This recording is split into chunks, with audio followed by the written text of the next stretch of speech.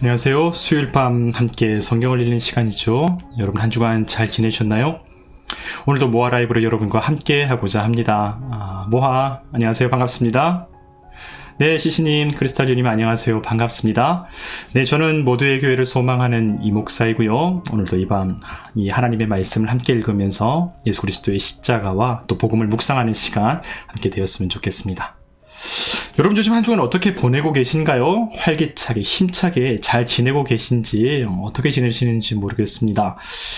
2021년이 시작된 지도 어느덧 이제 2달이 이제 지나가는 그 시기를 우리가 함께 경험하고 있는데요. 여러분 처음 한 해를 시작했을 때의 그 마음의 어떤 결단 또 가지고 있었던 여러 가지 계획들 잘 진행하고 계신가요? 어쩌면 한 달이 지나고 또 2달이 지나면서 우리 기도의 제목들이나 우리가 참 마음먹었던 일들이 우리의 생각만큼 잘 진행되지 않을 수도 있을 텐데요. 여러분 어떠세요? 혹시 또 깊은 고난의 골짜기 겪고 계신 분은 안 계신지 궁금하기도 하고 또 마음도 쓰이게 되네요. 네, 오늘 우리가 함께 읽을 말씀은요, 마가복음 15장의 말씀입니다. 아무래도 본문인 만큼 조금은 어둡고 또 진지한 분위기가 형성될 것 같은데요. 그래도 오늘 시작하면서 제가 억지로 이 분위기를 밝게 바꾸려고 애쓰지는 않을 거고요. 또 한편으로는 또 억지로 너무 진지하게 분위기를 무겁게 가지려고 또 애쓰지도 않으려고 합니다. 그저 말씀을 우리가 있는 그대로 함께 읽으면서 이 말씀 속에서 예수 그리스도께서 경험하셨던 삶의 현장, 그리고 그 주변을 둘러싸고 있었던 사람들의 모습과 그 분위기, 그 풍경들을 조금 생생하게 느껴볼 수 있는 시간이 되면 어떨까, 그런 마음 가지고 오늘 이 시간을 시작해 보려고 합니다. 네, 그러다 보면 하나님의 말씀이 살아서 우리에게 조금씩 말씀을 걸어오시겠죠. 네, 그러면 이제 제가 먼저 기도하고요, 우리 함께 마가복음 15장 16절에서 32절의 말씀을 함께 읽도록 하겠습니다.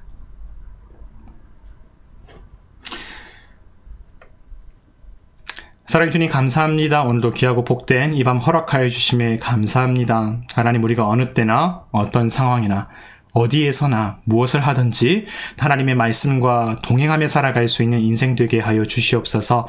이 시간 우리가 함께 말씀을 읽을 때에 앞서가신 예수 그리스도의 모습을 보게 하여 주시고 주님의 숨결을 느끼게 하여 주시고 주님의 목소리를 들을 수 있는 이 밤 되게 하여 주시옵소서. 모든 것 감사드리오며 지금도 살아계시고 우리와 함께 하시는 예수 그리스도의 이름으로 간절히 기도합니다. 네, 여러분 이제 그러면 우리 함께 하나님의 말씀 마가복음 15장 16절에서 32절의 말씀을 함께 읽도록 하겠습니다.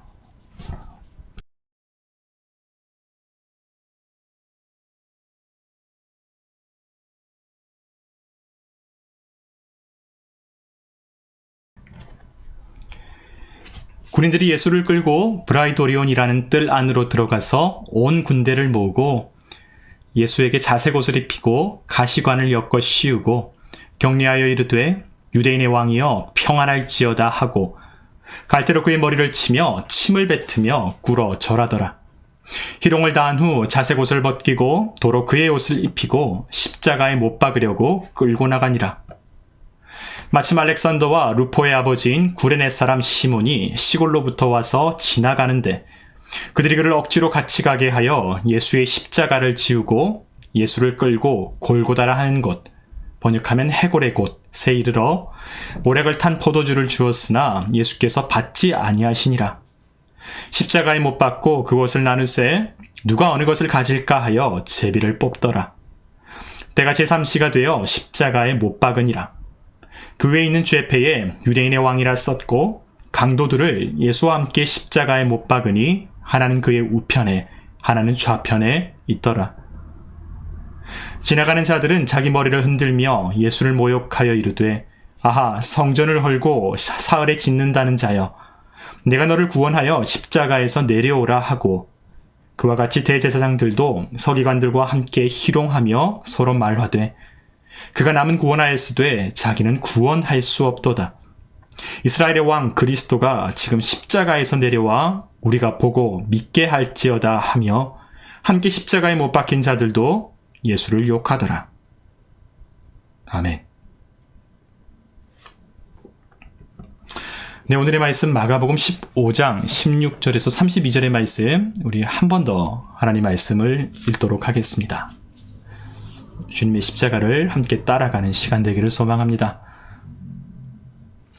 군인들이 예수를 끌고 브라이도리온이라는 뜰 안으로 들어가서 온 군대를 모으고 예수에게 자색 옷을 입히고 가시관을 엮어 씌우고 경례하여 이르되 유대인의 왕이여 평안할지어다 하고 갈대로 그의 머리를 치며 침을 뱉으며 꿇어 절하더라. 희롱을 다한 후 자색 옷을 벗기고 도로 그의 옷을 입히고 십자가에 못 박으려고 끌고 나가니라. 마침 알렉산더와 루포의 아버지인 구레네 사람 시몬이 시골로부터 와서 지나가는데 그들이 그를 억지로 같이 가게 하여 예수의 십자가를 지우고 예수를 끌고 골고다라 하는 곳, 번역하면 해골의 곳에 이르러 모략을 탄 포도주를 주었으나 예수께서 받지 아니하시니라. 십자가에 못 박고 그 옷을 나누세 누가 어느 것을 가질까 하여 제비를 뽑더라. 때가 제3시가 되어 십자가에 못 박으니라. 그 위에 있는 죄패에 유대인의 왕이라 썼고 강도들을 예수와 함께 십자가에 못 박으니 하나는 그의 우편에 하나는 좌편에 있더라. 지나가는 자들은 자기 머리를 흔들며 예수를 모욕하여 이르되 아하, 성전을 헐고 사흘에 짓는다는 자여, 내가 너를 구원하여 십자가에서 내려오라 하고 그와 같이 대제사장들도 서기관들과 함께 희롱하며 서로 말하되 그가 남은 구원하였으되 자기는 구원할 수 없도다. 이스라엘의 왕 그리스도가 지금 십자가에서 내려와 우리가 보고 믿게 할지어다 하며 함께 십자가에 못 박힌 자들도 예수를 욕하더라. 아멘.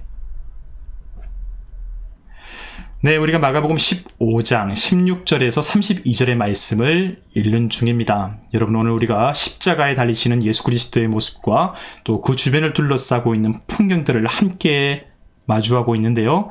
우리 마지막으로 세 번째로 이 말씀을 읽으면서 그 주님의 모습을 따라갈 수 있는 우리 모두가 되었으면 좋겠습니다.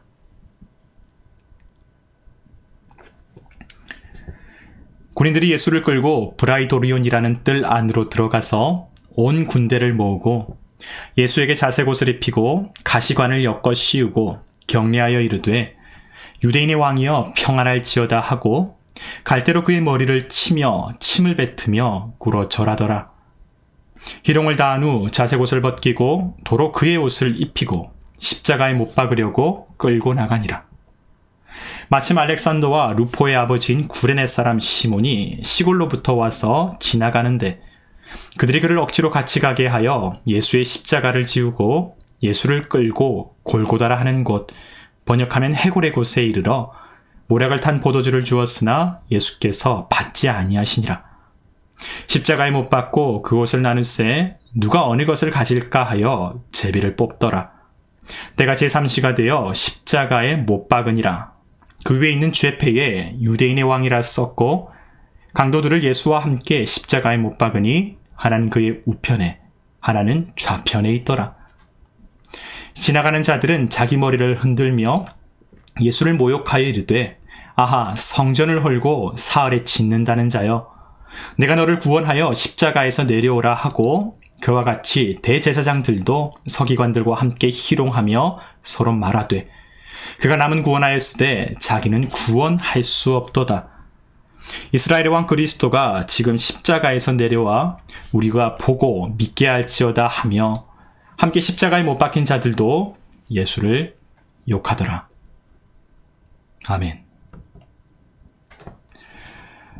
네, 여러분, 오늘의 말씀을 우리가 함께 3번에 걸쳐서 읽었는데요. 여러분 어떠셨어요? 사실 우리가 마가복음의 말씀을 쭉 읽어오면서 여러 부분에서 사실 우리의 흥미를 자아내는 부분들도 있었고, 또 한편으로는 우리의 어떤 그 말씀을 읽는 무게감이라고 할까요? 좀 진지함이 더해졌었던 부분도 있었는데, 오늘은 예수 그리스도의 가장 참혹한 고난의 현장을 우리가 목격하고 있습니다.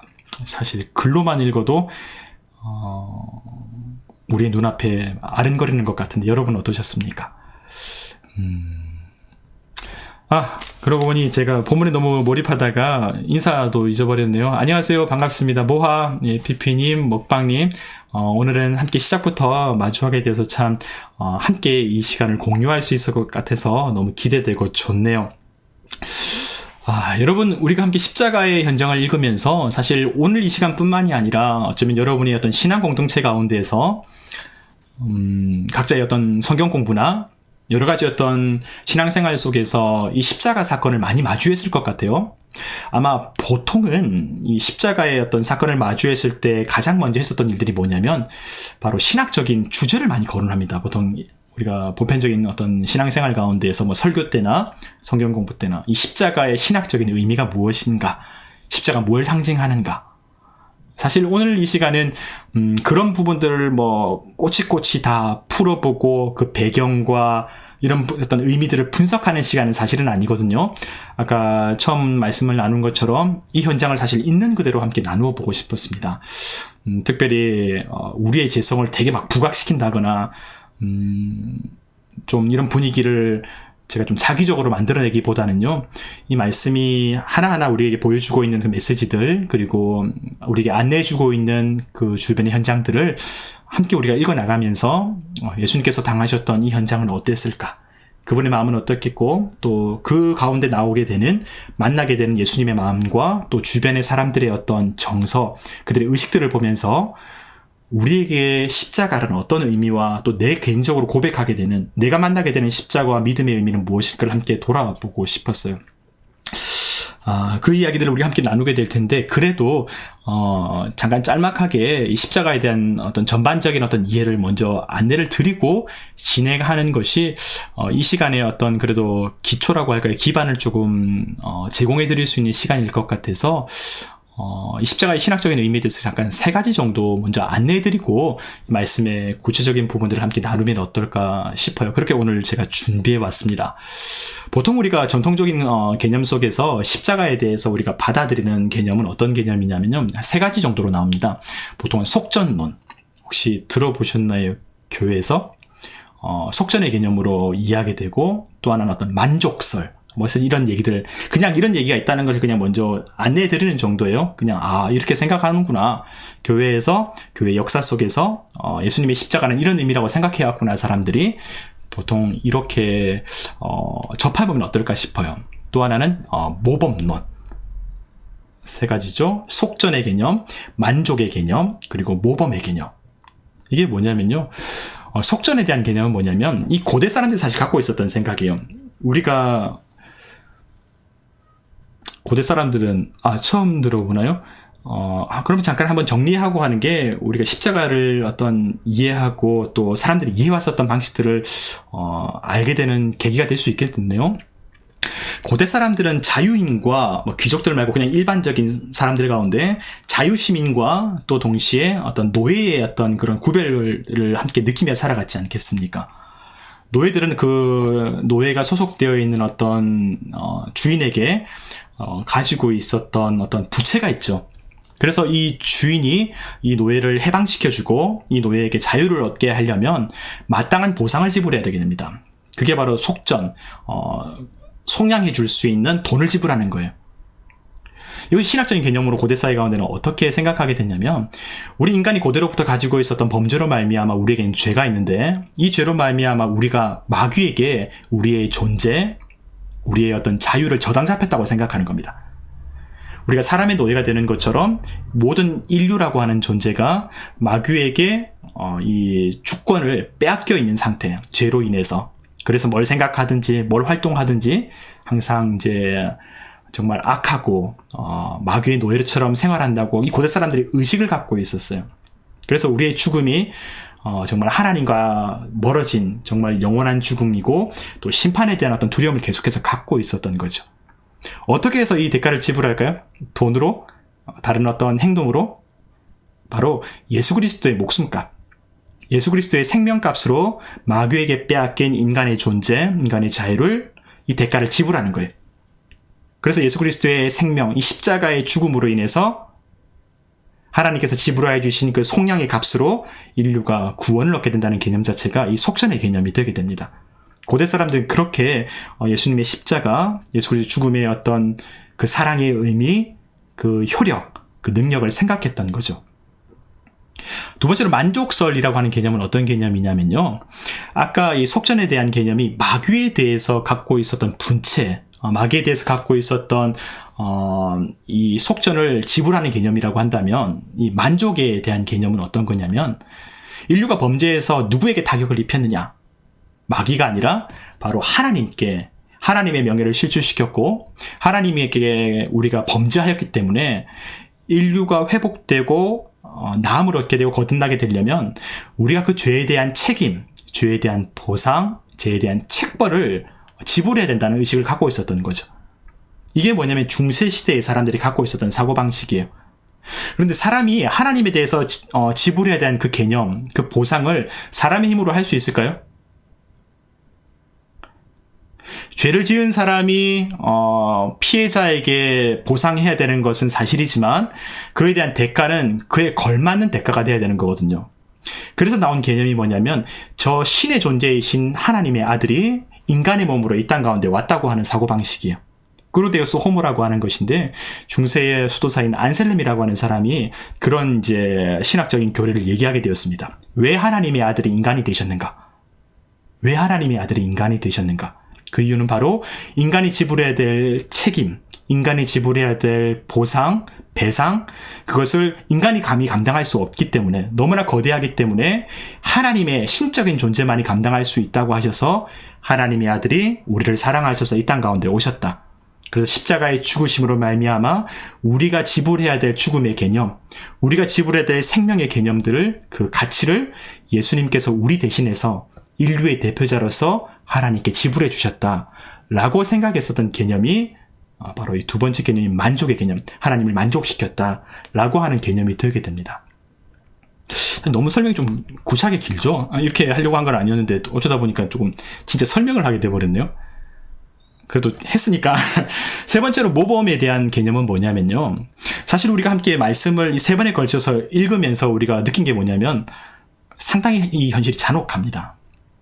예수님을 둘러싸고 있는 사람들의 행동, 사람들의 음모, 사람들의 악함, 그러니까 인류의 부패함들이 사실 적나라하게 드러나는 공간이 오늘 우리가 읽었던 말씀에 사실 가장 선명하게 보고 느끼는 개념이잖아요. 그런데 예수 그리스도의 십자가로 말미암아 우리가 어떤 경험을 하게 되냐면 주님의 그 고통, 주님의 인내, 주님의 순종, 이 시간을 통해서 그 악하고 죄 많은 세상 가운데에서 하나님의 아들이 끝까지 우리를 용서하시고 용납하시고 우리를 감싸 안아주셨던 그 모습을 보는 거예요. 그분의 희생을 보면서 우리의 부끄러움, 우리의 악함, 이 부분을 돌아보면서 다시금 회개의 길로 나가게 하는 예수님의 모범, 예수님의 헌신, 그런 의미를 가지고 있는 것이 아닌가라고 생각하는 신학적인 의미를 갖고 우리가 말씀을 나누거나 이 십자가의 의미를 돌아보거나 하는 방식들이 생겨나게 되었어요. 이 세 가지의 속전의 개념, 그리고 만족의 개념, 그리고 모범의 개념, 이 세 가지 모두가 다 사실 궁극적으로 갖고 있는 것은 뭐냐면요, 예수 그리스도께서 우리를 대신해서 희생하셨다. 예수님이 자기 희생의 의미로서 이 십자가의 사건을 해석하고 이해하는 견해입니다. 사실 제가 이렇게 길게 얘기하려고 했던 게 아닌데 어쩌다 보니까 이걸 얘기가 좀 길어졌네요. 자, 이제 다시 말씀으로 오늘 돌아와서요. 여러분, 이런 신학 개념이 그냥 있다는 것 정도만 그냥 생각해 주시고, 그래서 아마 여러분 신앙생활 하시면서 교회에서 설교를 들을 때, 혹은 성경 공부를 할 때, 목사님의 설교 가운데에서 아마 이 세 가지 보통은 사실 더 있어요. 나중에 이제 예수 그리스도의 어떤 승리자로서의 모습들을 십자가를 통해서 발견하는 개념도 있는데, 보편적으로는 결국 이 대속의 개념, 이 세 가지의 개념으로서 여러분이 어떤 신앙생활 하면서 교회 가운데 함께 설교, 어떤 성경 공부 통해서 함께 경험하게 되실 겁니다. 이 부분들을 나중에 더 구체적으로 여러분 각자의 신앙 공동체 가운데에서 함께 만나게 될 때에 조금 더 깊이 묵상할 수 있는 좋은 도움이 되었으면 좋겠네요. 네, 그러면 이제 다시금 오늘 말씀으로 돌아와서요. 오늘 말씀 속에서 움직이고 있는 어떤 시선이라고 할까요? 예수님께서 어떻게 이 십자가의 고난, 이 현실을 맞이하고 또 가셨는지를 함께 실제로 함께 말씀을 읽으면서 또 그들을 따라가 보는 시간 되었으면 좋겠습니다. 자, 16절부터 오늘의 말씀 가운데로 다시 들어가 보도록 할게요. 자, 지난주의 말씀을 이어서 예수님의 어떤 재판 이후의 그 모습이 등장하게 되는데요. 여러분 어떻습니까? 예수님께서 십자가형을 우리 지난주에 언도받은 것을 우리가 보게 되었죠. 사실 지난주에 어떤 말미의 어떤 내용들이 조금 안타깝다고 해야 될까요? 조금 안쓰러운 모습들을 우리가 되게 많이 느끼게 되었어요. 마지막 기회와도 같았던 그 사면권이 누구에게 돌아갔습니까? 바라바에게로 돌아갔었죠. 그러면서 어떤 그 가운데 보였었던 이 군중이라고 할까요? 이 사람들의 어떤 변심, 완전히 모든 사람들에게 버림받았던 예수 그리스도의 모습을 우리가 지난주에 보게 되었고요. 자, 그 이후에 예수님께서 이제 십자가에 달리시기 지는 그 과정 가운데로 나가게 됩니다. 자, 그 과정 함께 기억하시네요. 바라바를 오히려 풀어주게 되고 예수 그리스도를 십자가에 못 박게 되는 그 모습이었죠. 네. 자, 16절의 말씀 함께 살펴보면요, 이렇습니다. 자, 그 모습이 보여주고 있는데요. 군인들이 예수를 끌고 브라이도리온이라는 뜰 안으로 들어가서 온 군대를 모으고요. 자, 17절에 보게 되면 예수에게 자색 옷을 입히고 가시관을 엮어 씌우고 18절에 격려하여 이르되 유대인의 왕이여 평안할지어다 하고, 그러면서 갈대로 그의 머리를 치며 침을 뱉으며 꿇어 절하더라. 자, 이런 구절이 나와 있습니다. 자, 여러분 어떠신가요? 자, 이때의 어떤 그 군병들, 이 병사들의 어떤 조롱이라고 할까? 어떤 희롱하는 모습들이 되게 상세히 나와 있어요. 한번 정리해 보게 되면 예수님께서 이 브라이도리온이라고 하는 뜰에 들어가서 예수님을 둘러싸고 있는 병사들에게 조롱을 받으시는 장면이 나오는데요. 바로 그곳에서 조금 한편으로 생각하면 되게 우스꽝스럽고 어처구니 없는 복장을 입게 되면서 사람들로부터 조롱을 받는 장면을 우리가 보게 됩니다. 우리 스스로가요, 주변 사람들을 즐겁게 만들다거나 웃게 만드는 것은 사실은 되게 보람찬 일이거든요. 되게 힘이 되고 또 당당해지고 자부심을 느낄 수 있는 일인데요. 우리 스스로가 타인에 의해서 우습게 여겨지게 되면 그때의 모멸감과 사실 그 일들은 되게 큰 상처가 돼요. 여러분, 최근에 우리 주변에 가장 큰 화제가 되는 일이 뭘까요? 저는 요즘에 뭐 뉴스라고 할까요? 어떤 커뮤니티들이나 사람들의 어떤 이목들이 가장 많이 쏠려 있는 곳이 어디입니까?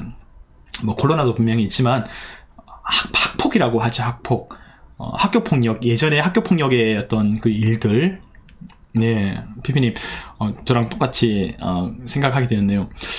그 과거의 일들이 아직까지도 상처가 되고 아픔이 되는, 예, 배국에도 있었지만 배국에서 쏘아 올린 작은 공이 정말 연예계나 사회로 참 확장되게 되는 모습들을 되게 보게 됩니다.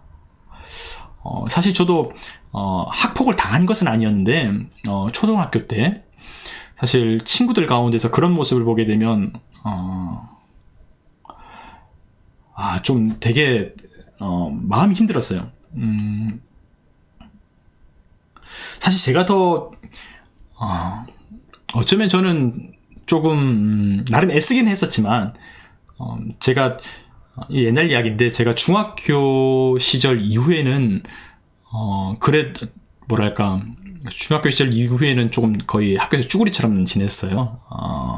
그때는 갑자기 제가 초등학교 때는 운동도 상당히 조금 잘한 편이었고 체격도 조금 큰 편이었는데 중학교 올라가면서 갑자기 키가 안 크고 또 그때 저희 집이 갑자기 부도가 나고 IMF 오면서 뭐 그렇게 되고 해서 여러 가지 면에서 제가 되게 쭈구리 같은 그런 시절을 보냈거든요. 그래도 학폭까지는 당하지 않았었는데 초등학교 때는 제가 꽤나 당당했었습니다. 아무래도 여러 부분에서. 그래서 주변의 친구들이 혹시나 이제 되게 괴롭힘을 당하고 있거나 조금 어려움을 당하면 그래도 좀 도움을 주고 또 하는 편이었어요. 그래도 제가 너무 막 나서고 이렇게 하게 되면 괜히 분위기가 안 좋아지고 보이지 않는 곳에서 또 그런 일을 하니까 제가 더 적극적으로는 하지 못했는데, 그때 지금도 이름이 기억나고 있는 초등학교 친구가 있어요. 저랑 하나도 안 친하거든요. 제가 그때는 키가 좀 큰 편이라서 이제 교실에서 제일 뒤편에 앉았었는데 그 친구는 제일 앞에 앉았었어요. 초등학교 3학년 때부터 6학년 때까지 거의 제일 앞에 항상 앉아 있었어요. 그리고 장애까지는 아닌데 여러모로 그때 어릴 때 이제 발육에 조금 어려움이 있었던 것 같아요, 제 기억에. 그러니까 사실 많이 괴롭혔어요. 되게 많이 괴롭혔어요, 친구들이. 제가 같은 반이었을 때는 그러지 말라고 얘기를 할 수 있을 만큼 그때는 제가 그때 키도 좀 컸고 조금 이제 친구들과의 관계가 괜찮은 편이어서 잘 할 수 있었는데, 그렇지 않을 때는 제 같은 반이 아닐 때 그 친구가 정말 따돌림 정도가 아니라 집단으로 맞고 있는 것도 많이 봤거든요. 그래서 아직도 기억나는 게 그 친구가 진짜 다른 애들로부터 따귀를 맞거나 얼굴이 시뻘개져 있거나 이런 것을 되게 많이 봤어요. 그래서 근데 제가 그 친구에 대한 생각을 한 20몇 년 동안 계속했어요. 제가 한 30살 때인가요? 그동안 20대 후반까지 초등학교를 졸업한 뒤에 한 번도 보지 못했는데, 사실 그 친구에 대한 마음이 제가 계속 있었어요. 왜냐면 내가 그래도 그때는 영향력이 더 있었고, 조금 더 초등학교 때 제가 그래도 학생회장도 했었고, 그때 경제력도 상당히 집안이 괜찮다 보니까 친구들이 어릴 때는 그렇잖아요. 결국 뭐 자기 힘이 자기 잘난 게 아니라 부모님의 어떤 그 영향력 때문에 아이들의 어떤 영향력도 사실 결정되는 그런 구조잖아요, 초등학생 때는. 그래서 제가 더 강하게 말해도 문제 없었는데 제가 더 용기 내지 못했었거든요. 그래서 제가 그 친구에 대한 어떤 그 안쓰러움과 미안함이 항상 있었어요. 그런데 제가 20대 후반쯤에 사실 뭐 좀 주제랑 아니요, 주제랑 맞는 것 같습니다. 근데 20대 후반쯤에 아무튼 그 친구가 너무 생각이 나서 그때 이제 싸이월드의 막바지일 때 시기예요.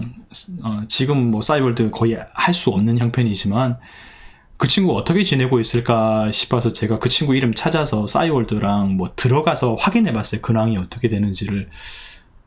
근데 진짜 제가 그때 그 친구 싸이월드 홈페이지, 미니 홈페이지 가서 사진 보면서 되게 울었거든요, 혼자. 왜 울었냐면 그 친구가 여전히 키가 작고 여전히 친구가 많은 교우 관계가 활발한 그런 모습은 아니었어요. 사진을 보면 알 수 있잖아요. 근데 그 친구가 그 사진 몇 장 딱 있는데 공장에서 일하고 있었어요. 공장에서 일하고 있고, 왜냐면 그 유니폼 같은 게 그렇게 보이는 거예요. 뭐 되게 부유한 형편 그런 건 아닌데요. 거기서 같이 일하는 형, 동생 몇 명, 한두 명, 그리고 같이 직장 동료인 것처럼 보이는 누나, 이런 분들과 함께 근황도 얘기하고 이런 모습들을 보면서 제가 진짜 하나님께 감사했어요. 진짜 그때 되게 울었어요, 혼자. 하나님 너무 감사하다고. 그 친구가 그래도 그 아픔이 있어서도 좋은 친구가 있고, 그래도 그 친구가 정말 누군가와 함께 좋은 공동체와 관계를 유지하면서 아직 살아가고 있구나. 그 친구에게도 누군가 힘이 되고 있구나 싶어서 저보다 더 훌륭한 사람들의 모습을 보면서 제가 그때 되게 하나님께 감사하고 또 되게 좋았거든요. 여러분, 누군가에게 조롱을 당하고 힘이 약하고 억울하게 상처를 받는 일들은 진짜 슬픈 일이에요. 내가 가지고 있는 것이, 내가 가지고 있는 힘이 그 친구가 잘못한 게 아니거든요. 키가 작았던 게. 그 친구가 다른 사람한테 악하게 행동하지 않았어요. 우리가 살면서 우리가 다른 사람에게 악을 행하지 않는다고 해도 우리가 누군가로부터 폭력을 당하고 조롱과 고통을 당할 때 그 현실은 너무나 슬프고 고통스러운 일입니다. 거창하게 예수 그리스도의 슬픔과 고통을 다 얘기하고 언급하지 않아도요, 이 현실을 살아가고 있는 우리 한 사람 한 사람이 그냥 자신의 삶을 건강하고 성실하게 살아갔을 때에도 눈물을 흘리고 사람들로부터 모욕을 당하고 조롱을 당한다는 것은 정말 우리가 함께 걸어가고 기도해야 될 제목들이 너무나 많다는 거예요. 우리가 살아가는 이 현실과 이 세상 가운데에서 우리가 하나님 앞에 회개하고 우리가 하나님의 도우심을 구하면서 이 현실을 바꿔 나가야 되는, 그리고 우리 스스로가 반성해야 될 죄의 실체, 회개의 제목들이 많다는 것을 보게 되는 거예요. 네, 먹방님 말씀하신 것처럼 저도 악에 대해서 강력하게 저항하지 못했고 또 비겁하다고 해도 괜찮아요.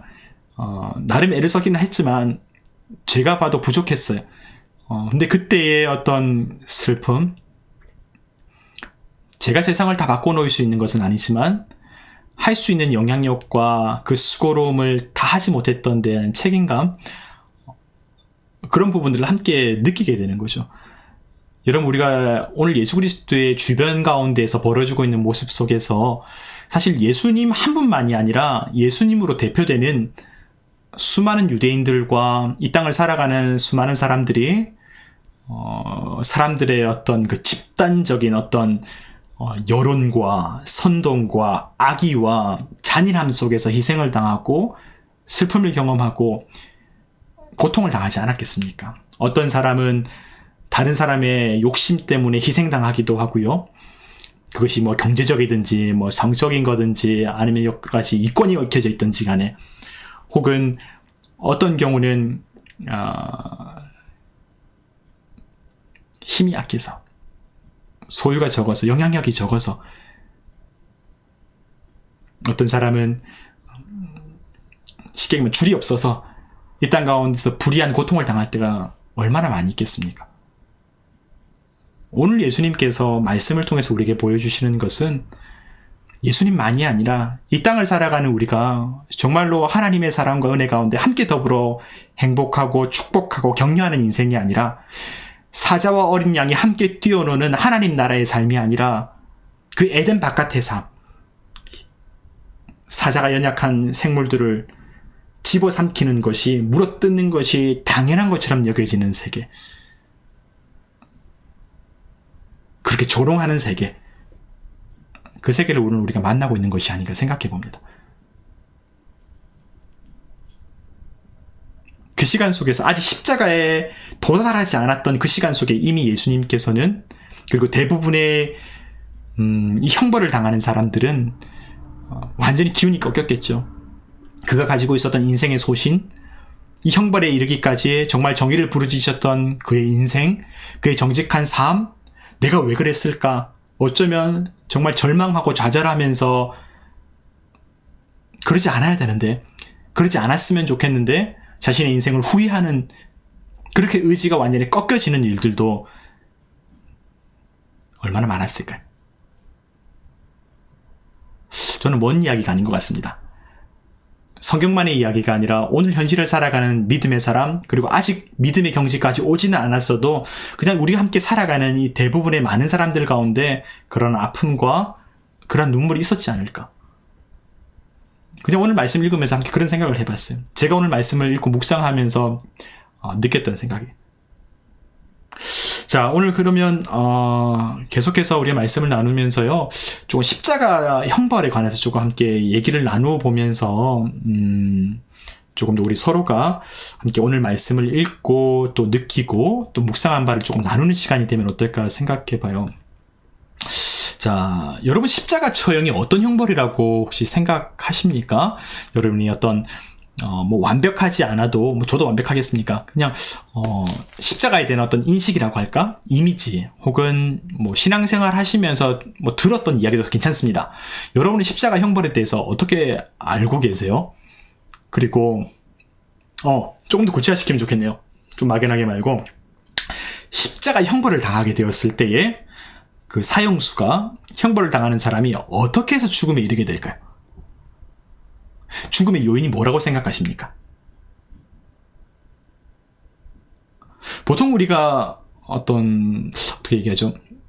화형을 당하게 되면 불타서 이 고통 가운데 죽게 된다고 생각하고, 교수형을 당하게 되게 되면 이 목뼈가 부러지게 되면서 그 충격으로 이제 죽음에 이르게 되는 것들을 우리가 알고 있잖아요.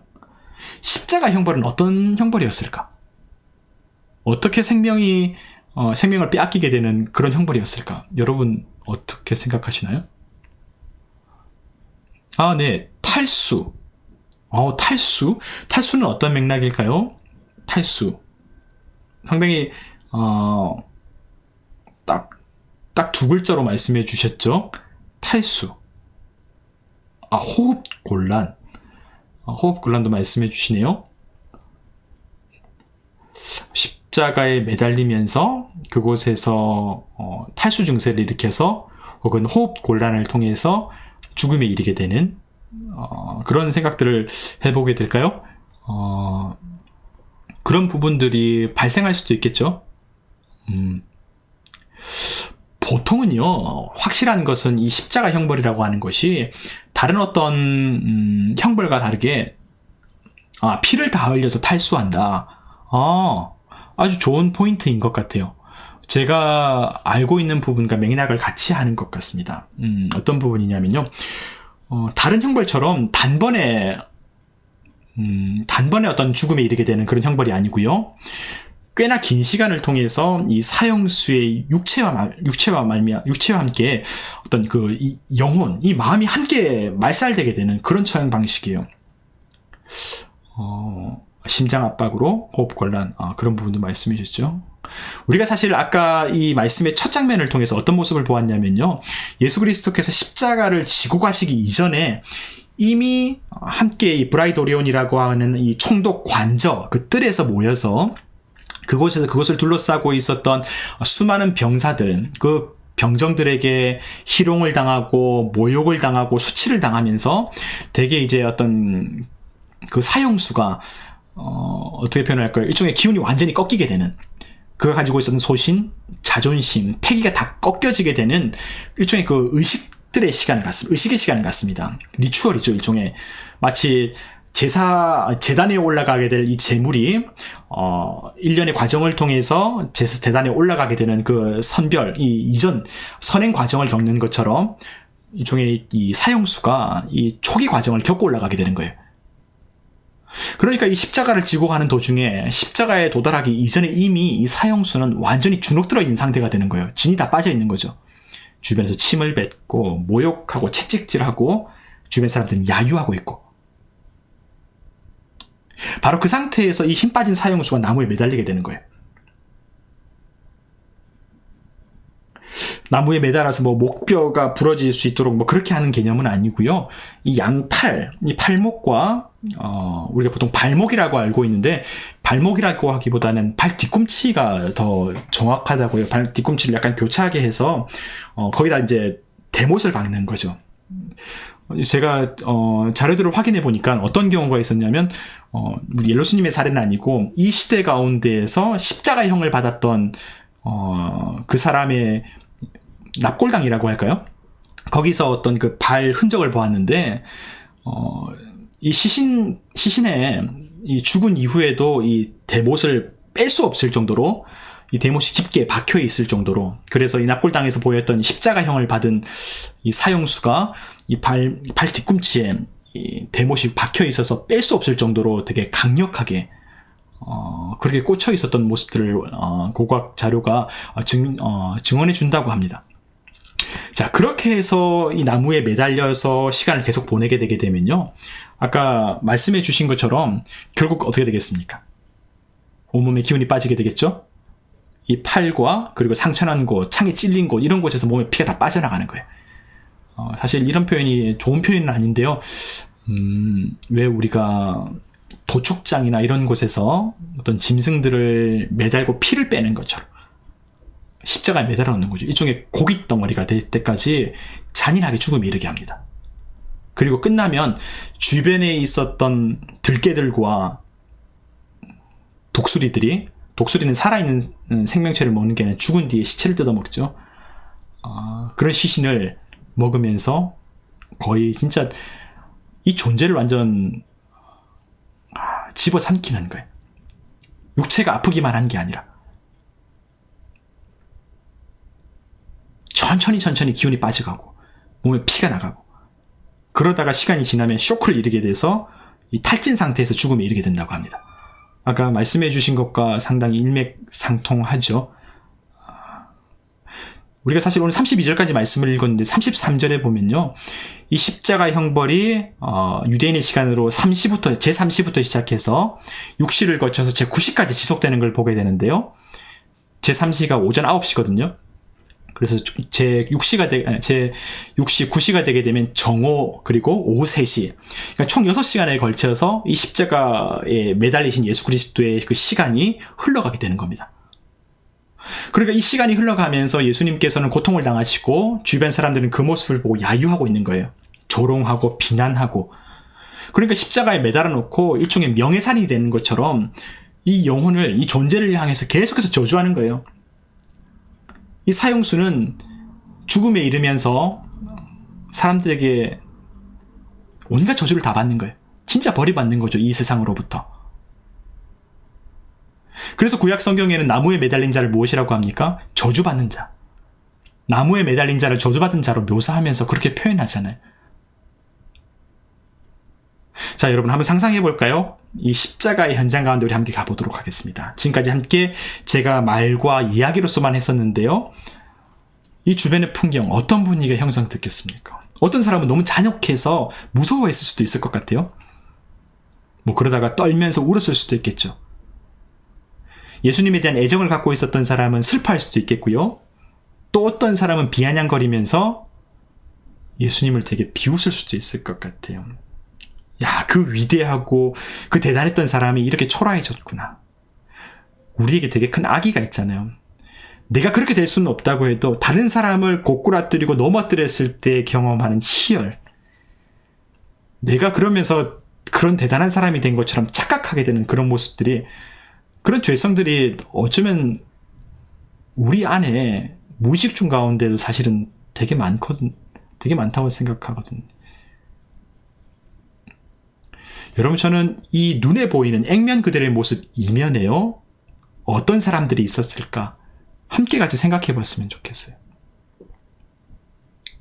이 모든 예수님의 죽으심과 그 주변을 둘러싸고 있는 사람들의 비난을 지켜보고 있는 사람들이 있었을 거예요. 이 세계의 현실을 둘러보고 지켜보고 있는 사람들이 있었겠어요. 어떤 사람들일까요? 권력자들, 종교 지도자들, 정치 지도자들. 이 모든 사형을 집행하면서 자신들의 권력이 얼마나 거대한지를 자랑하겠고요. 그 누구도 감히 맞서지 못하도록 사람들에게 공포를 심어주고 있겠죠. 거 봐라. 누가 감히 유대인의 왕이라고요 자처하겠냐. 그 공포심을, 그 서로 간의 거리와 벽들을 심어주는 거예요. 네, 잠깐 제가 여러분께 사진을 준비한 것들이 몇 장이 있는데 아마 조금 흥미를 느낄 수 있지 않을까 싶은 생각도 해봐요. 어떤 사진이냐면 이 예수님 시대의 현장을 보다 생생하게 느낄 수 있는 사진들을 함께 보면서 조금 더 오늘의 말씀을 좀 더 피부에 와닿게 얘기 나눌 수 있지 않을까, 더 묵상해 볼 수 있지 않을까 생각해 봅니다. 안녕하세요, 문종합니다님. 기도에 마치고 오셨습니까? 잘 오셨습니다. 다른 분들도 네, 살고 싶은 의욕도 없겠어요. 못 볼 것 같아요. 예수님이 아니어도. 네, 아마 그런 어떤 마음을 우리 함께 가지게 되지 않을까, 그런 생각들을 해봅니다. 자, 그러면 제가 사진을 몇 장 준비해 봤는데요. 어떤 사진들인지 함께 볼게요. 자, 여기가 어디냐, 혹시 보이시나요? 여기가 어디냐면요, 영어로 사실 이름이 쓰여 있거든요.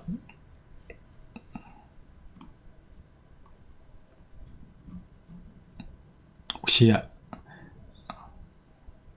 아시겠죠? 여기가 적혀 있는 것처럼 나사렛 빌리지라고 하는 곳입니다.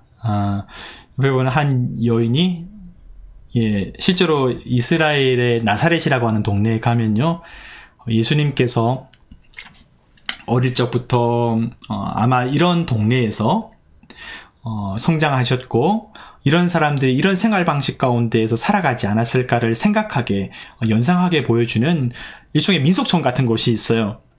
우리가 민속촌에 가서 옛날 우리 모습들이 어떤지를 보는 것처럼 나사렛 민속촌입니다. 그래 들어가게 되면 그때의 어떤 생활했던 모습들을 실제로 볼 수 있게 돼요. 제가 그곳에서 찍어온 사진들을 여러분과 함께 보면서 예수님에 대해서 조금 더 함께 얘기 나누면 어떨까 싶어서 준비했습니다. 잘했죠? 네, 함께 사진을 볼게요. 자, 이 사진은 어떤 사진일까요? 이 사진도 1세기 유대인들이 일상 속에서 마주했었던 공간에 있는 사진을 찍어온 사진이에요. 여기가 어떤 것처럼 보이세요? 여러분 지금 눈앞에 보이는 게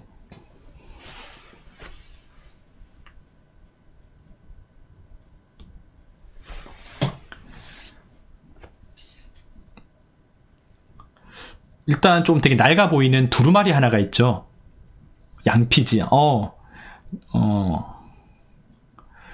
이게 이 두루마기는 옷 아닌가요?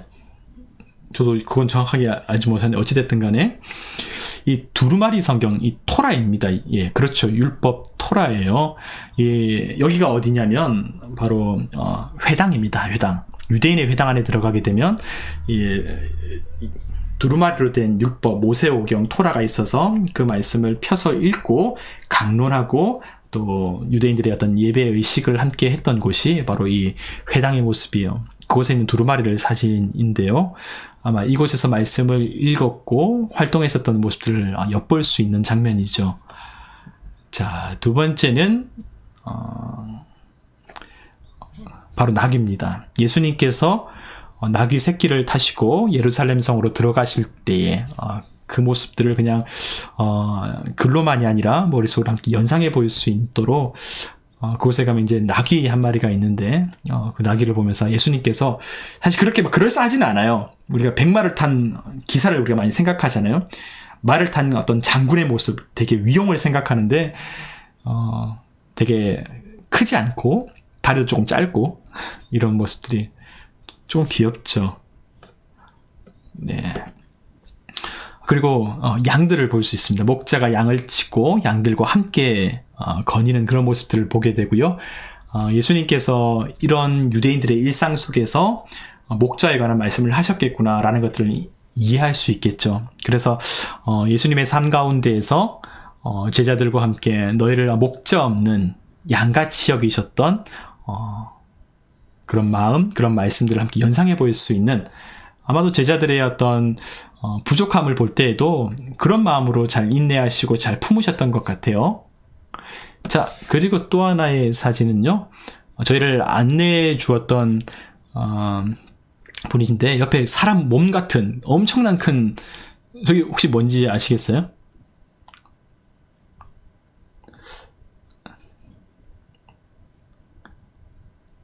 이게 이름이 뭘까요? 방앗간. 방앗간. 왕맷돌. 그렇죠. 왕맷돌이죠. 엄청 큰 사람 크기만한 엄청 큰 맷돌이죠. 맞습니다. 저기 곡식 같은 거 이제 넣어서 이제 맷돌이 효과를 볼 수 있게 되죠. 네, 페피님 말씀처럼 성경 가운데서는 우리가 연자맷돌이라고 하는 이름으로 명칭으로 우리가 마주하죠. 연자맷돌. 너희가 작은 자 중 하나를 실족하게 한다면 이 연자맷돌을 짊어지고 바다에 던지는 것이 나을 정도라고 할 정도로 저 진짜 가지고 바다에 들어가게 되면 이거 나올 수 있겠습니까? 그 어떤 뭐 스킨스쿠버나 아니면 뭐 대단한 수영 실력 갖고 있어도 살아날 수 없을 것 같죠? 자, 이런 연자맷돌의 모습을 보게 돼요. 이게 실제로 이제 그냥 머릿속으로만이 아니라 딱 우리가 눈으로 보여지게 되는 거죠. 제가 이런 모습들을 자꾸 사진을 왜 보여드렸냐면요. 다음 사진을 여러분께 보여드리고 싶어서 그 시대의 어떤 현장, 그 모습들을 함께 나누고 싶었어요. 바로 이 사진입니다. 자, 이 나사렛 빌리지의 외부의 모습은 아까 우리가 봤던 거고요. 이 사진은 나사렛 빌리지의 초반부에 가면 그 실내에 있었던 당시의 모습들이 또 있는데요. 이게 바로 예수 그리스도 시대의 사형수들이 매달리게 되었던 십자가의 모습입니다. 나무에 매달린. 우리가 보통 십자가의 생각하면 되게 멋있는 걸 생각하잖아요. 뭐 만화나 게임이나 영화에서처럼 뭐 유럽 사람들의 어떤 앙크 십자가나 보석이 박혀있는 십자가나 되게 뭐 화려한 그런 것들을 생각하는데요. 여러분 어떠세요? 이 십자가 보면서 느끼시는 것 혹시 있으신가요?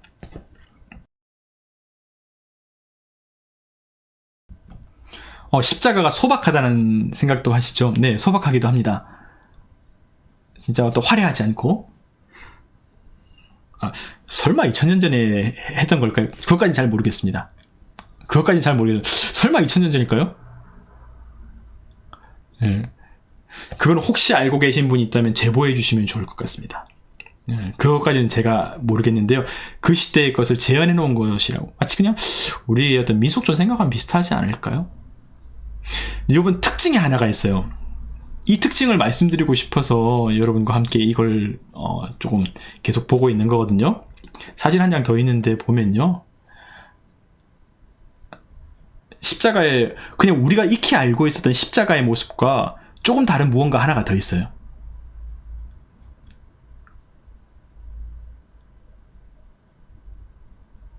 뭐가 있을까요? 저기 못도 있는데 이 십자가에서 어떤 특징이라고 할까요?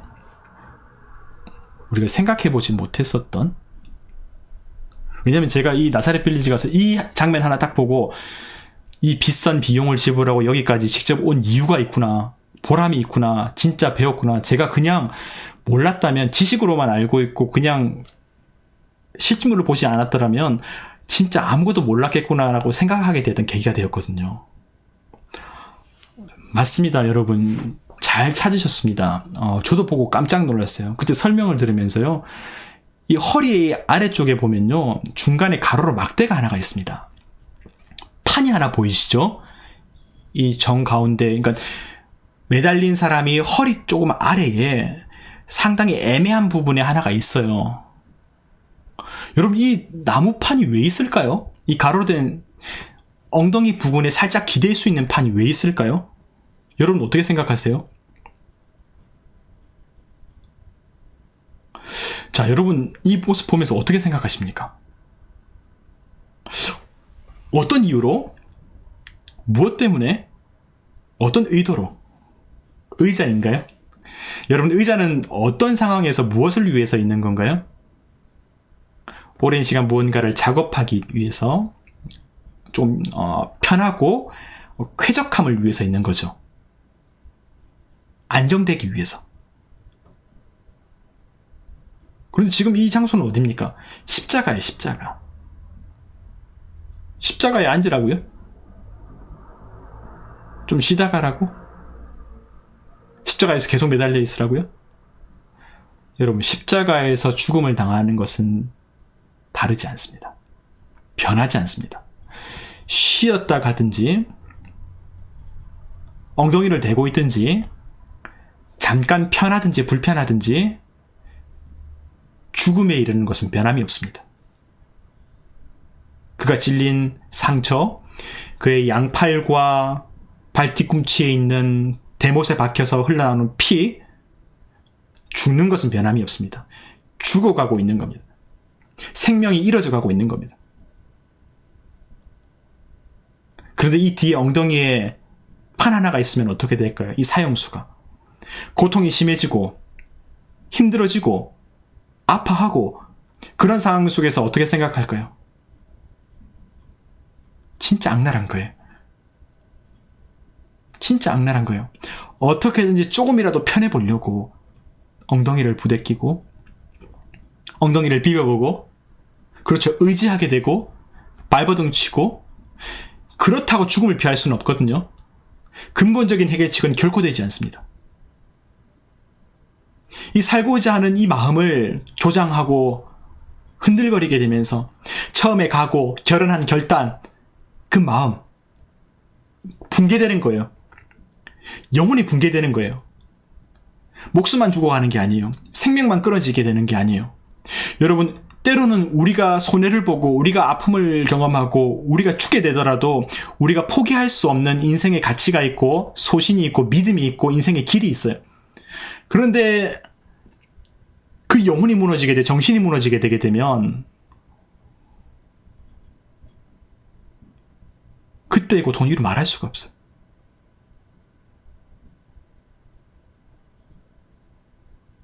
이 엉덩이에 있는 이 판 하나가 얼마나 악랄한지, 거기 엉덩이를 비비면서 어떻게든 조금 편해질 수 있을까, 그 고통 속에서 사람의 마음을 유혹하고 힘들게 만드는 것이죠. 너무나 악랄한 거예요. 여러분, 십자가 형벌은 단순한 육체적 죽음만이 아니라 일종의 명예살인을 갖고 있습니다. 명예살인의 의미를 갖고 있어요. 사람들에게 나무에 매달아서 보게 하면서 전시효과처럼, 저 봐라, 함부로 우리에게 까불지 마라, 함부로 대적하지 마라, 함부로 공권력에, 함부로 이 우리의 세계에, 이 세계는 우리가 주름 잡고 있다, 이 세계는 우리가 지배하고 있다, 이 세계는 우리의 것이다, 그 누구도 우리의 권력에 대항할 수 없고, 그러면서 이 보는 사람들을 이 권력에 굴복시키는 효과를 갖고 있는 것이죠. 십자가 형벌의 참혹함, 비열함, 정말 악의의 결정체라고 얘기해도 틀리지 않을 것 같습니다. 온갖 음험함이 다 들어가 있는 거예요. 그래서 우리는 이 십자가의 현장 속에서 단순히 예수 그리스도의 고통만 보는 게 아니고요, 이 잔인하고 악한 일들을 통해서 인간의 죄성과 지금까지 그냥 속에 눌러 있었던 사람들의 무의식 속에 잠재되어 있었던 악의, 죄의 실체, 이 모든 것들을 적나라하게 보게 되는 겁니다. 또한 동시에 그것을 참아내시고 인내하셨던 예수 그리스도의 모습을 보면서 한마디도 대답하지 않으시고 침묵으로 받아들이신 예수 그리스도의 모습을 통해서 도대체 십자가는 무엇인가? 왜 예수 그리스도께서 인내하고 계신가? 왜 예수께서는 이 모든 것을 끌어안고 계신가? 우리의 적나라한 모습과 예수 그리스도의 십자가의 의미를 다시금 생각하고 묵상하게 만들죠. 자, 우리가 십자가에 대해서 이렇게 깊이 계속해서 얘기 나누고 있습니다. 이제 말씀의 후반부를 향하면서 계속해서 말씀을 나누어 보면요, 우리가 말씀의 말미에 몇 가지 주목할 만한 모습들을 발견할 수 있습니다.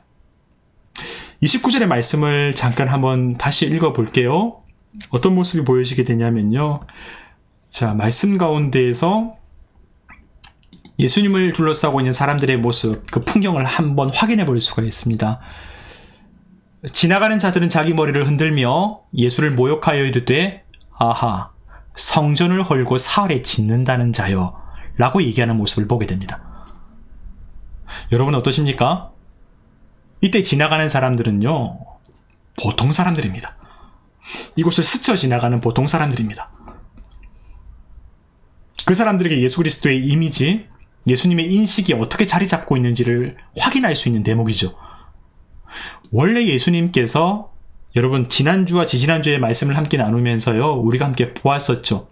예수님께서 본래 이 사람들이 하는 것처럼, 아, 성전을 헐고 사흘에 짓는다는 자요, 이 모든 것이 예수님을 재판 가운데서 거짓 뉴스로 고발했었던, 가짜 뉴스로 선동하고 고발했었던 악한 사람들의 결과물이라는 것을 우리가 확인했었죠. 예수님께서 단 한 번도 자신이 성전을 무너뜨린다고 말씀하신 적이 없으셨고, 오히려 너희가 무너뜨린 성전을 내가 세우리라. 그리고 그때의 성전은 예수님의 몸된 성전이라는 것을 얘기하셨음에도 불구하고 거짓 뉴스를 유포시키고 사람들을 선동했었던 이 대제사장들의 무리들은 예수님이 마치 신성모독을, 성전을 파괴하려는 사람인 것처럼 그런 이미지를 만들어냈었죠. 여러분, 그래서 그때 우리가 신앙인일수록, 예수 그리스도를 사랑하는 신앙인일수록 가짜 뉴스, 거짓 뉴스, 잘못된 찌라시, 이런 것들을 유포하고 가담하는 일들을 우리가 거리 두어야 된다는 얘기들도 함께 나누었습니다. 그 시간 속에서 예수님께서 당하셨던 슬픔처럼 우리 주변에 누군가도 다른 사람의 악의와 모략에 휩쓸려서 거짓 뉴스에, 가짜 뉴스의 희생자가 될 수 있다는 것을 우리가 성경을 통해서 보았잖아요. 여러분, 그렇습니다. 악은 참 부지런합니다. 오늘 이 십자가형이 있기에 바로 그 전 밤에 그 새벽 가운데 있었던 그 모든 이야기들을 이 지나가는 사람들도 알 수 있을 정도로 사람들에게 선동시키고 유포시키고 그랬다더라.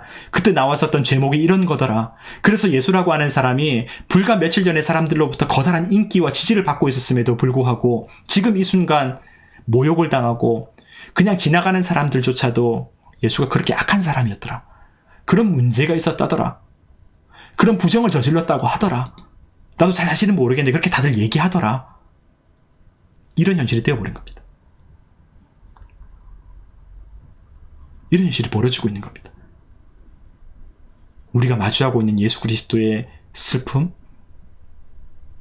그리고 선으로 악을 이기려고 하는 믿음의 사람들이 어떠한 현실을 마주하게 되겠고, 우리는 어떻게 그 현실을 대처해야 될지도 예수님께서 먼저 우리에게 보여주시는 것이 아닐까 생각하고 있습니다. 그리고 마지막 30절부터 32절까지는 진짜 예수 그리스도를 조롱하는 종교 지도자들의 모습이 보이죠. 내용은 사실 우리가 몇 번이나 읽었던 것처럼 그렇습니다. 야, 그가 남은 구원하면서 자기는 구원할 수 없구나. 이렇게 진짜 정말 고통스럽게 만들죠. 그냥 단순히 조롱하는 게 아니라 진짜 예수님께서 정말 더 이상 못 참을 수 있도록 십자가에서 그냥 내려와서 정말 예수님의 감정을 불러일으킬 만큼 도발하고 있습니다. 내가 십자가에 내려와 우리 보고 믿게 할지어다 이렇게 얘기하는 거잖아요.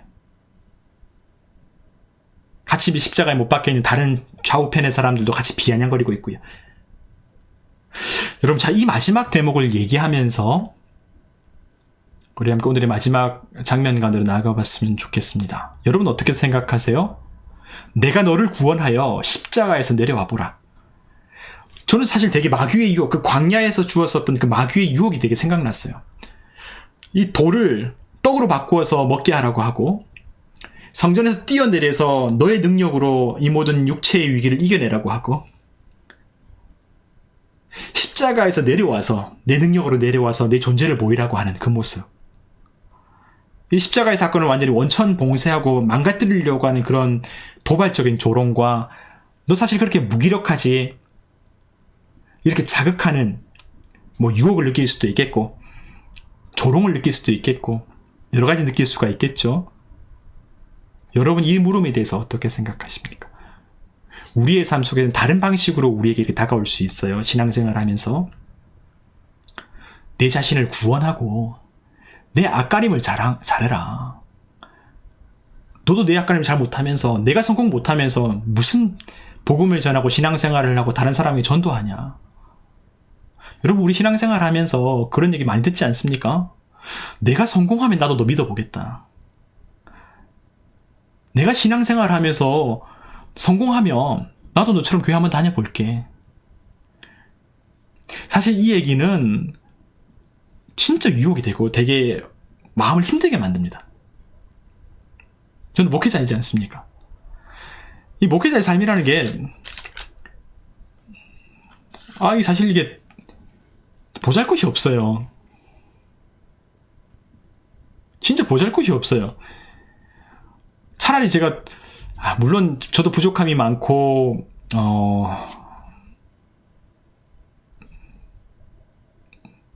모든 것을 항상 잘하지는 못했지만 많은 목회자들이 정말 신앙의 결단을 하고 기도하고 정말 열심히 신앙생활을 하면서 성실하게 목회를 하고 공부하고, 여러분 진짜 말도 안 되는 몇 달 만에 갑자기 목사가 돼서 나타난 그런 케이스 말고요. 그냥 정식 코스를 밟아서 목회자가 된 대부분의 경우는요, 최소한 4년간의 대학생, 신학교 4년이든지, 아니면 대학생 4년간의 시간이든지, 그 이후에, 3년간의 신학 대학원 과정을 거쳐야 되고요. 그러니까 7년간의 기본 과정이죠. 그리고 졸업 후에는, 풀타임으로 사역을 최소 2년 이상을 해야 합니다. 그때가 되게 되면 어떻게 되냐면, 목사 안수를 봐서 목회자로서 이제 목사가 될 수 있는 기본적인 코스가 되는 거예요. 그 뒤에 목사 안수에도 합격한 뒤에도 교회에 그리고 노회의 허락을 받아서 그 과정이 지나게 되면 목사가 될 수 있게 되는 거예요. 그러니까 정식 코스를 밟게 되게 되면 최소한 10년, 4년, 3년, 2년, 그리고 그 다음 해에 안수를 받게 되니까 가장 빠르게 한다고 해도 아무리 빨라도 10년이 걸리는 거예요. 한 사람의 목사가 그냥 되게 되기까지는. 그냥 정통 교단이라고 한다면, 그냥 정식 교단이라고 한다면. 그래서 목회자가 되게 되면 돈을 많이 번다거나 아니면 자기의 어떤 가족들과 주변의 사람들을 잘 챙길 수 있을까요? 그렇지도 않습니다. 그렇지도 않습니다. 물론 우리가 보게 되는 유명 교회의 대형 교회의 목회자들이나 혹은 온갖 신문지상에 오고 내리는 사람들은 과연 몇 프로가 될까요? 0.01%가 될까요? 0.01%가 될까요? 그러니까 대부분의 보통 일반적인 경우에 있어서는 항상 마음에 부담감과 항상 주눅 들었다고 해도 상관없고요. 아무튼 그런 여러 가지의 어떤 마음들을 얻게 돼요. 가장 그 영혼이 고뇌하고 있고 기운이 다 빠졌을 그 십자가에 올랐을 바로 그 상황 속에서 기세등등한 종교 지도자들, 로마 제국에 결탁해서 정말 온갖 부귀영화를 누리고 있는 대제사장들, 엄청 그 부유함이 상상을 초월했다고 하죠. 진짜 보통이 아니었다고, 이 대제사장들의 권세가. 근데 그 사람들이 얘기하는 거예요, 예수님께. 내가 스스로를 구원하는 능력을 보여라. 내 앞가림도 못하고 있지 않냐. 그러면 믿어줄게. 얘기하는 겁니다. 진짜 예수 그리스도의 광야에서의, 지금 딱 사순절이잖아요, 우리가 지금. 그 광야 40일의 고난 가운데 이 마귀의 시험, 그 유혹과도 같은 모습이 이 십자가 현장에서 예수님 경험하고 계신 거예요. 오늘 말씀에 바로 이 마지막 장면 속에. 여러분, 그런데 이런 얘기가, 이런 논리가요, 저 악한 종교 지도자들에게만 오는 것이 아니에요. 우리의 일상 속에서도 올 수 있습니다. 나 자신에게도 올 수가 있습니다. 이 유혹과 이 아픔들이, 이 고통들이. 예수님도 이런 모습을 나중에 또 겪겠습니다. 혹시 연상되는 모습 없으신가요? 언제? 제자들도요, 이런 의식을 갖고 있었습니다. 혹시 기억나는 장면 있으신가요? 부활하신 예수님께서 제자들이 다시 찾아오시잖아요, 나중에. 근데 그 중에 한 사람, 여러분, 도마라고 혹시 기억나십니까? 이 도마가 예수님께 어떻게 얘기하냐면, 예수님의 그 못자국, 예수님의 창에 찔린 옆구리, 그거 만져보아야 믿겠다고 그렇게 얘기하거든요. 당신이 정말 예수인지 증거 보이십시오. 내가 믿을 만한 증거 보여주십시오.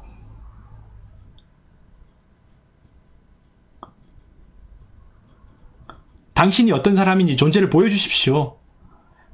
내가 스스로 구원하는 능력을 보여달라고. 그러면 믿어줄게라고 다 얘기하는 겁니다. 그때 예수님께서 대답하셨어요. 너는 본고로 믿느냐? 보지 않고 믿는 자는 복되도다. 보지 않고 믿는 자는 복되도다. 저는 도마를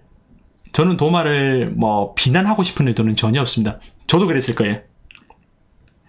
그런 마음이 생겼을 거예요. 왜냐면 그래도 확인하고 싶으니까. 그래도 검증해야 되잖아요.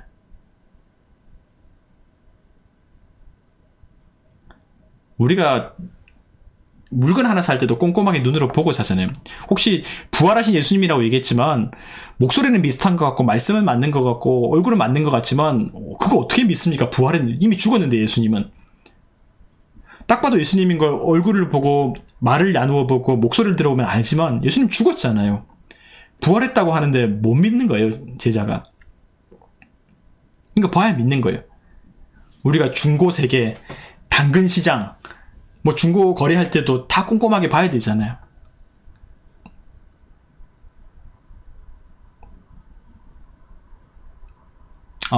먹방님께서 만약 증거를 보여달라는 게 그런 건가요? 아니, 그런 일종의 어떤 그 현실을 보면서 믿지 못하는 어떤 그 심리와 어떤 이 우리의 불신앙이라고 하는 것들을 함께 공통적으로 마주하게 된다는 것을 얘기하고 싶었습니다. 먹방님. 예.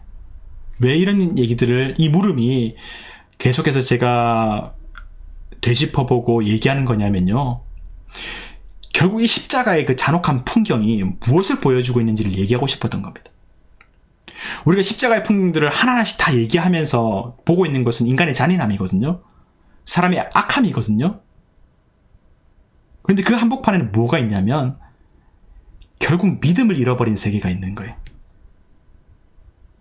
하나님을 향한 믿음, 하나님께서 주신 그 사랑을 잃어버린 세계가 있는 것이, 믿음을 잃어버리게 되니까 우리가 얼마나 잔인해질 수 있는가, 믿음을 잃어버리게 되니까 우리가 얼마나 악해질 수 있는가, 보지 않으면 믿을 수 없고, 예수 그리스도의 말씀과 그분에 대해서 알고 있음에도 불구하고 예수님을 조롱하면서 내가 만약에 내려와서 십자가에 내려와서 당신의 능력을 보여주면 그럼 믿겠노라고, 그 불신앙의 모습을 계속해서 여과 없이 드러내고 있는 이 참혹한 현장 속에서 우리 안에 믿음을 잃어버리게 되었을 때, 우리가 하나님의 믿음에서 떨어지게 되었을 때에 우리가 상황과 환경과 형편에 따라서 얼마나 잔인해질 수 있고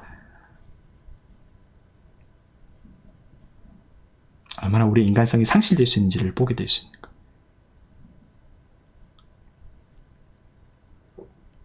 그리고 또 한 가지 물음은요, 이게 사실 오늘 제가 여러분과 함께 나누고 싶었던 얘기예요.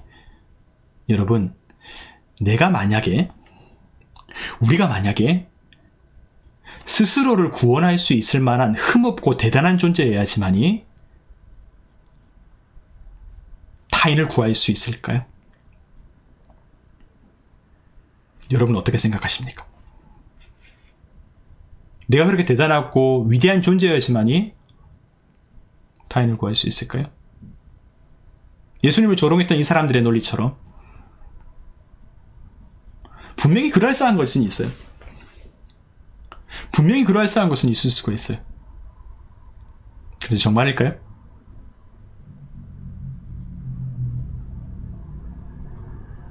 야, 네 앞가림도 못하는데 네가 무슨 남을 위해서 뭘 할 수 있겠냐. 아까 얘기했던 것처럼 너나 잘해, 너나 신경 써. 틀린 말 아니에요. 틀린 말 아니에요.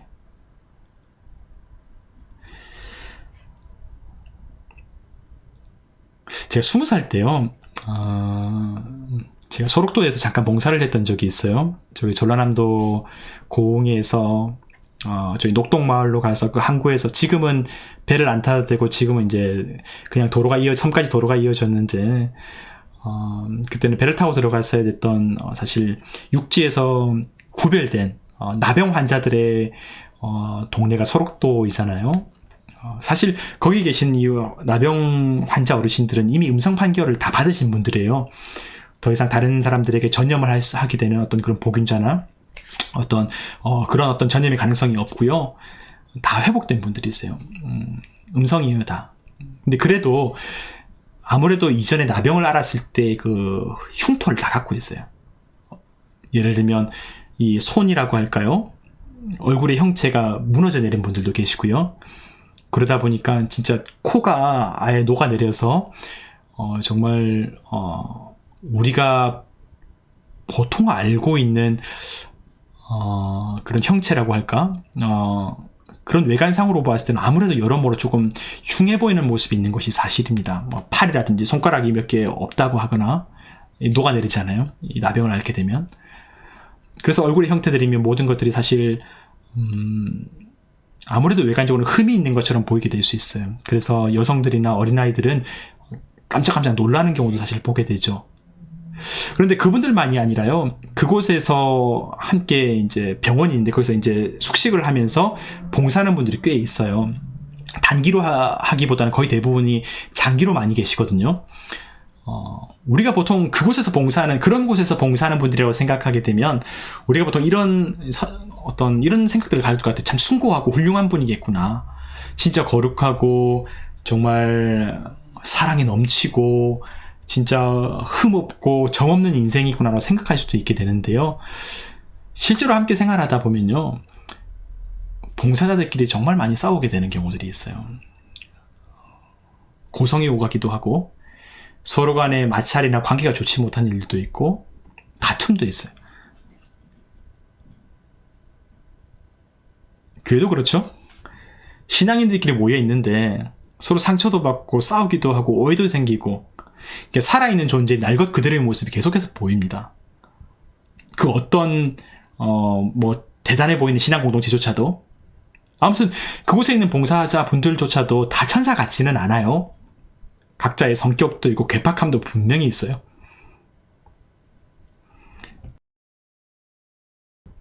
그런데 그런 분들이요, 이 할머니 할아버지들의 수발을 다 들어드려요. 거동이 정말 불편하시고요, 홀로 씻지 못하시는 분들이 되게 많으시거든요. 그런 분들의 샤워도 그리고 소변까지도 다 받아들이면서 그렇게 봉사해요. 정말 흠 많고 이해 못할 다양한 사람들이요, 어떻게든 서로를 돕고 부대끼면서, 그러면서 같이 밥도 먹고 같이 밥 먹기도 해요. 진짜 기쁨도 나누고 그래요. 하루는 제가 설날이 되어서 어르신들에게 세배를 드리던 날이었는데, 다 돌아가면서 이제 어르신들께 세배 드리고 인사드리고 그러고 하거든요. 그때 한 할아버지께서 제게 가까이 오라고 하셨어요. 제가 그때 나이가 20살이어서 신학교 가기 전에 진짜 파릇파릇했죠. 제가 뭔가 싶어서 할아버지께 다가갔더니, 이제 이 할아버지께서 이 장롱 밑에서 주섬주섬 종이 쪼가리를 꺼내서 되게 건네주시는 거예요. 이게 뭔가 싶어서 제가 봤는데요, 장롱 밑에 챙겨두었던 이 10,000원짜리 석장을 제게 주는 거예요. 20년 전이에요. 50,000원짜리도 없었고, 이 할아버지께서 설날이라고 제가 세배했다고 이 모아둔 쌈짓돈을 제게 주신 거예요. 여러분, 제가 그거 어떻게 했을까요? 야호! 야, 막 이렇게 했을까요? 근데 그럴 수가 없잖아요. 사실 사람이라면 그렇게 할 수가 없잖아요. 이게 사실 그렇게 할 생각을 못 하잖아요. 제가 죄송하다고 못 받았어요. 할아버지 이거 그냥 죄송하다고 제가 쭈뼛쭈뼛 이제 이렇게 하니까 그분이 바로 화내시는 거예요. 그러니까 이렇게 못한다니까요. 이게 생각하는 것처럼 그렇게 안 된다니까요, 이게. 그러면서 그분이 하시는 말씀이 뭐였냐면요, 그럼 내가 그거 다시 받아야겠냐고. 내 돈은 실냐고. 손주 같아서 그런 거라고. 나도 명절에, 설날에 손주에게 세뱃돈 줄 수 있다고. 이 인생의 경험이, 이 사건이 너무 제게 커요. 충격이기도 했고요. 제가 그때 경험했던 이 일이 잊혀지지가 않아요. 여러분, 자기를 구원해낼 수 있는 사람만이 남을 구원할 수 있습니까? 위대하고 대단한 사람만이 다른 사람을 사랑하고 또 훌륭한 일을 할 수 있을까요? 결단코 그렇지 않습니다. 절대로 그렇지 않습니다. 우리가 누군가를 사랑하고 도울 수 있는 이유는요, 우리가 선한 사람이거나 우리가 깨끗해서가 아니에요. 우리가 위대한 사람이라서 그런 게 아니에요.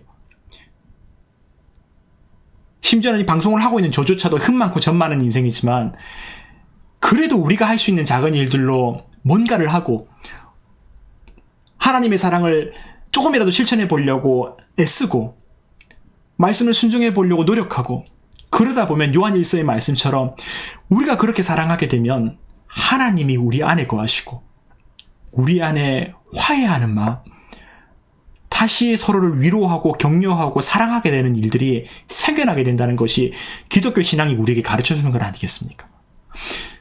철저한 죄인들이 예수 그리스도의 십자가 사랑을 바라보면서 그분의 끝까지 인내하시고 수많은 사람들의 그 죄의 한복판 속에서도 끝까지 인내하셨던 그 사랑을 바라보면서 나도 뭐 한 거 할 수 없을까? 나도 뭐라도 할 수 없을까? 여러분, 오늘 예수님께서 우리에게 보여주신 일은요, 특별한 일이 아니에요. 아무도 못하지만 주님만이 할 수 있는 일을 보여주신 게 아니에요. 수많은 사람들이 예수님을 진짜 조롱하고 그랬을 때에 하늘에 천군 천사를 보내어서 수많은 기적을 일으키신 게 아니에요.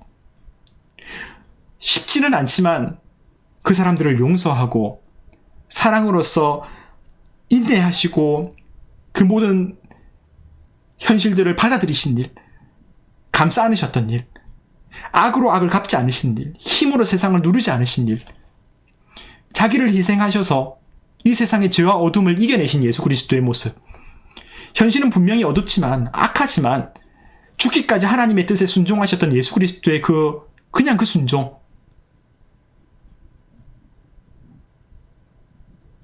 여러분, 우리에게 십자가는 무엇일까요? 우리에게 예수 그리스도를 믿는 믿음이라고 하는 것은 무엇일까요? 우리가 그리스도인으로 살아간다는 삶은 무엇일까요? 다 모르지만요. 제가 여러분의 현실도 모르고 형편도 모르고 삶도 모르고 역사도 모릅니다. 이게 정답이라고 얘기하고 싶지도 않고 제가 알고 있지도 않습니다. 하지만 분명한 것은 우리 모두에게 각자의 십자가가 다가오는 순간이 있습니다. 이미 그 십자가를 붙잡고 살아가고 계시는 분도 분명히 있을 거고요. 그래서 저보다 진짜 인생으로 삶으로 위대한 삶을 살아가고 계신 분도 분명히 있을 거라고 저는 믿습니다. 하지만 언젠가 이런 부족한 우리에게도 찾아오는 거창한 것 아니라 작지만 우리가 지고 가는 십자가가 다가오는 순간이 분명히 있어요. 세상의 수많은 사람들이 정말 하나님의 포도원을 빼앗았던 그 나쁜 행동들을 하였고 하나님의 종들도 버렸고 이 포도원을 빼앗았던 이 현실들이 우리 눈앞에 보이잖아요.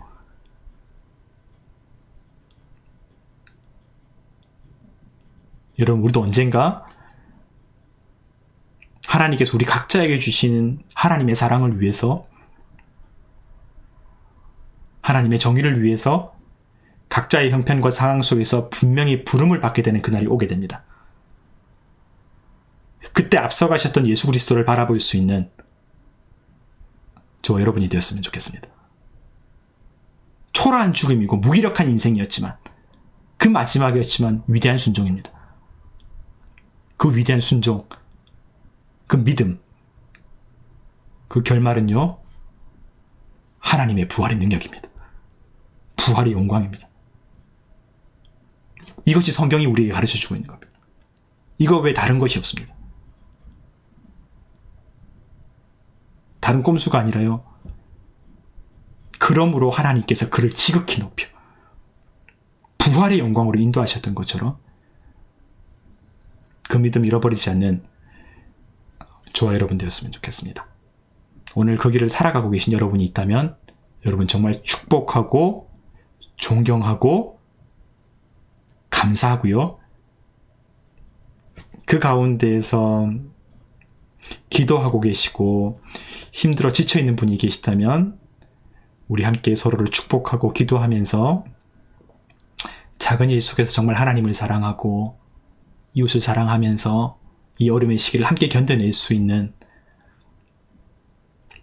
우리 눈앞에 있는 우리의 순종을 악의를 품고 다가오는 사람들의 나쁜 행동들도 믿음으로 하나님의 능력으로 견뎌낼 수 있는 우리 저와 여러분이 되었으면 좋겠습니다.